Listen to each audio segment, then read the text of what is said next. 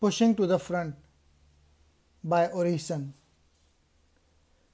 was written in 1894. There are few things that cannot be achieved by sheer determination and effort. Do not wait for extraordinary opportunities. Seize common occasions and make them great. The world does not demand that you be a lawyer, minister, doctor, farmer, scientist, or merchant. It does not dictate what you shall do, but it does require that you be a master in whatever you undertake. Pushing to the front distinguish itself from some of the worst attributes of its times by the strenuous theme of abhorrence of those living only for the dollar. This book inspires the reader not to make the most money, but to pursue a career that excites, enriches intellectually, and uses talents to the full. Most persistence among the book's theme is that character is built by adversity, or as Winston Churchill put it, kites rise highest against the wind, not with it.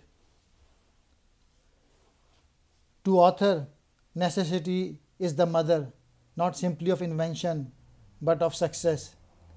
Failure often leads a man to success by arousing his latent energy, by firing a dormant purpose, by awakening powers which were sleeping.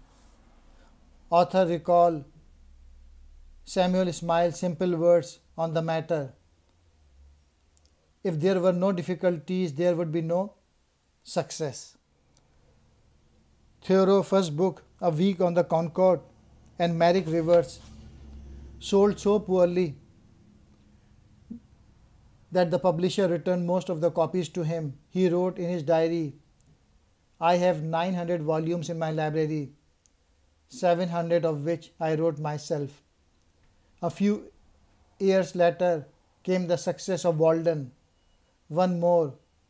Columbus was rejected by a score of kings, queens, and nobles before finding the sponsorship to sail to the New World. Author says, "Show me a really great trump that is not the reward of persistence. Genius, when you look more closely at it, usually turn out to be the result of uncommon dedication to a task. There is something infinitely better than to be millionaire of money, and that is to be millionaire of brain, of culture, of helpness to one's fellow, a millionaire of character. Do not enter a profession just because it is respectable," he suggests, "or because of your parents succeeded in it. The world does not dictate what you shall do," he points out, "but it does require that you be a master in whatever you undertake. With definites of aim or the knowledge that what you are doing is worth your time, you will excel at the task. A job may earn you money, but a vocation earns self-respect." When Alexander the Great was asked how he had conquered the world, he is said to have replied, "By not wavering.